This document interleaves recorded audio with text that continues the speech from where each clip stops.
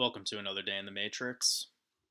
Just wanted to start this out by thanking all you guys for your support. Got up to 300 subscribers.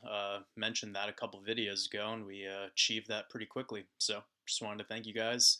And if you haven't subscribed yet, please go ahead and like this video, and feel free to share the content. We're definitely doing something unique here, utilizing the Gematria code with cryptocurrency and seeing what we can find.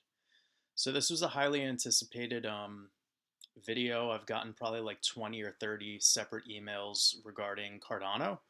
And I actually thought that this would be a little bit difficult because I haven't heard anyone discuss Cardano in this way before, but it ended up being quite easy. So yeah, let's just get straight into it. First of all, the easiest way to get going on this is just go ahead with Cardano in Gematrinator.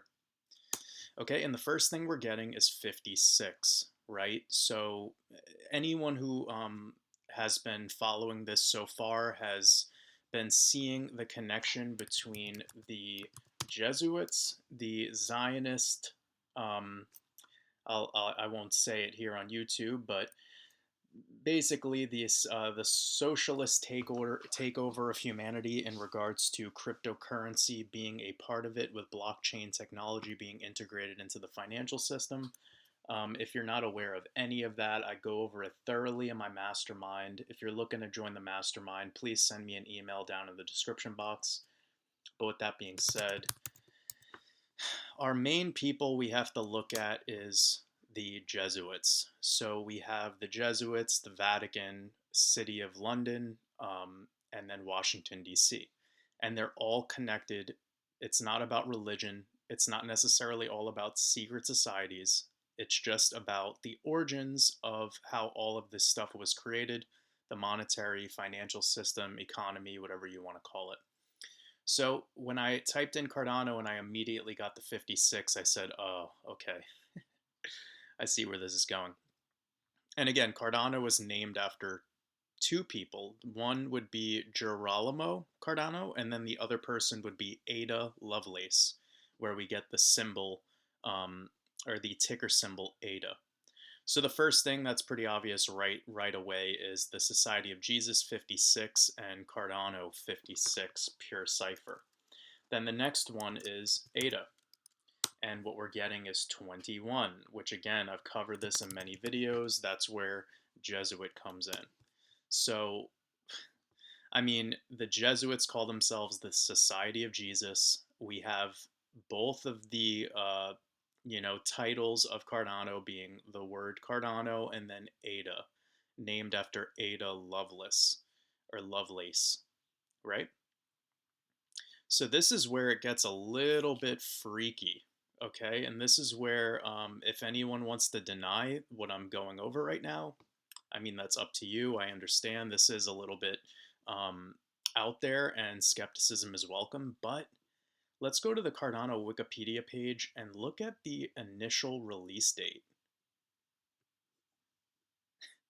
September 27th, okay?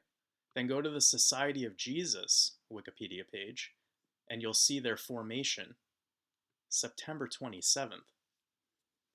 Now, I mean, is this a coincidence? Like, the fact that Cardano is written Cardano, you would at least expect their ticker symbol to be like CDA or CDO or CRD, but it's ADA. And they're using this Loveless character, who is apparently a computer programmer, like the first computer programmer. I need to do more research into her and more research into Girolamo Cardano, this person. So I'll save that for a separate video. Perhaps I'll do that on my mastermind because it's a little bit more in depth for those who are trying to learn. But the long and short of it is they're picking these things very intentionally, and then these two names, Ada and Cardano, having direct correlation to Society of Jesus and Jesuit, and the release date being the same as the formation of Society of Jesus. Like, you see how this is so orchestrated, and you don't really need to even, like I said, I didn't even take that long to create this this little write-up Cardano because they did all the hard work for me. I mean, this is so obvious. So, anyways, we have the initial release of Cardano being September 27th, Society of Jesus formation being September 22nd, 27th, and then we have Loveless with the 42. And that also comes back to Jesuit 42. And you're seeing Loveless written right here,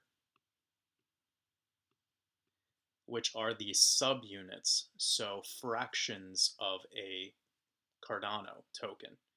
And they write right here somewhere.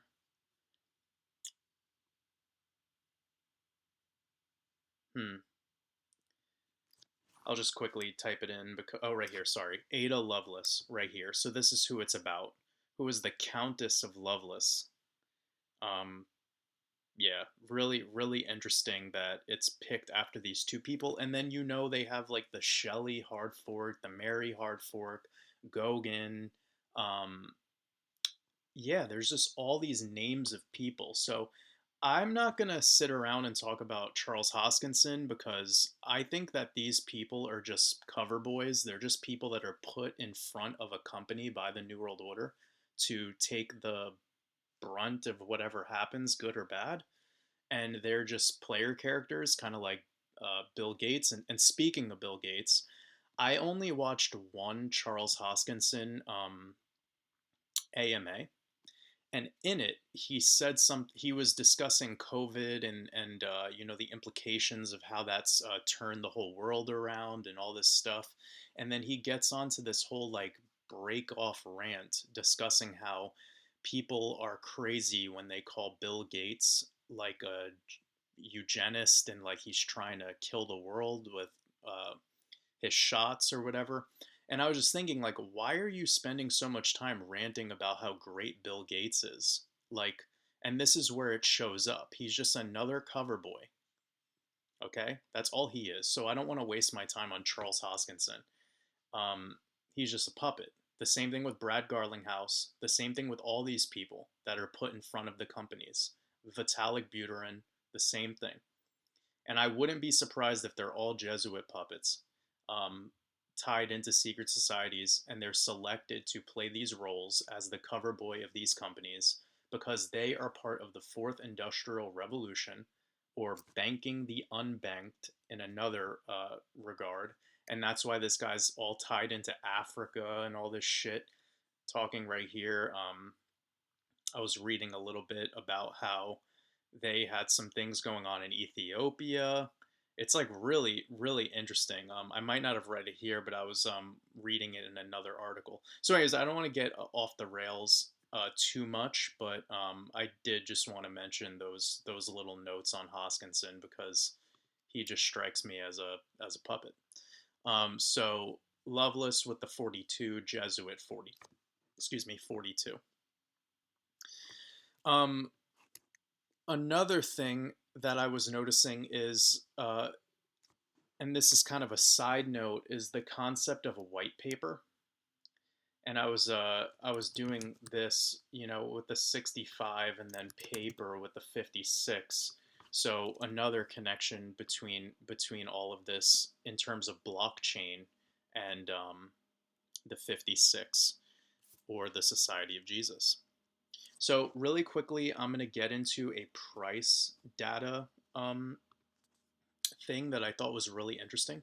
So we see this massive parabolic breakout, and this will be the only thing I go over in terms of Cardano's price. Again, this isn't financial advice. I do own Cardano. I stake it on Atomic, and I believe that it will be a project that will do really well because the New World Order will make it do well, regardless of what your opinion is or not.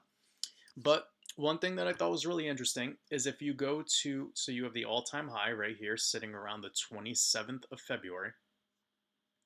And then the second day of the year, which would be written 2-1 in most of the world, or 21 for Ada, also Jesuit. And then you have the 27 date being the release, not necessarily the release date, but that very important number of 27 or 72 in reverse. And when you go from the second day of the year, written 2-1,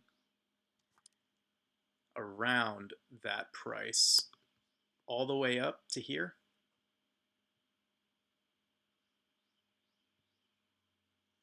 so you get the 56th day of the year, right? And I thought that was an interesting tie-in between 2-1, 27, and then 56 all happening.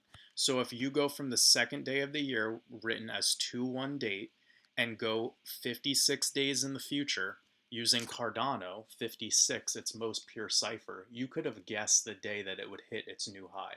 And every chart is quite different because this is an altcoin that's very volatile, but one of the main charts that I was using just from back in the day, and I kind of passed on from using it ever since Kraken had this liquidity event right here.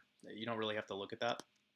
But if I go from the second day on this chart to the very top on this day, it's looking at around 777%, approximately around that range. And I thought that was another really interesting note.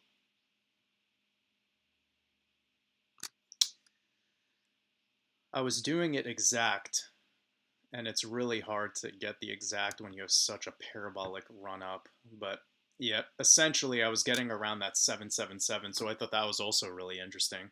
Um, but yeah, I mean, I'm just going to end that video here. I have one bonus, but I think we could see there's clearly ties between Cardano and the Society of Jesus, the Vatican, the people who print the money for the world, who are utilizing blockchain technology to be able to move around money in seconds with very little fees.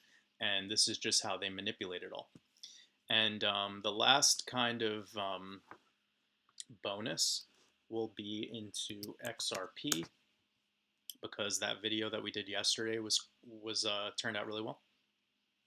And I'm going to show you another interesting thing about the 15/5/2018 date. When you type in XRP, you get two of the first two numbers being 58 and 22. So if you do the numerology on this date in both ways, so the first way would be 5 being May, 15 date, plus 20 plus 18, you get 58 for 58. And then another thing, if you take the same exact date, but you write it out a little longer, being 5 for May, 1 plus 5 for the 15th, plus 2, plus, you could leave out the 0 because that doesn't count, plus 1, plus 8, you end up with 22, which is the second number. So that's really interesting. Even if all this doesn't really matter because it's like a 6-year difference between the initial release and stable release, I think it's interesting how the release date isn't included in the initial, but the stable release has a date, and that date shows up in both of the ciphers in XRP, which this is what this is for, the payment protocol of Ripple, which is called XRP. Super interesting stuff. So that's just a little bonus to show you another way how these dates can be determined, or they match perfectly with the ciphers in Gematria. So I'm going to leave it at that. Enjoy the rest of your day in the Matrix, and I'll see you guys in the next video.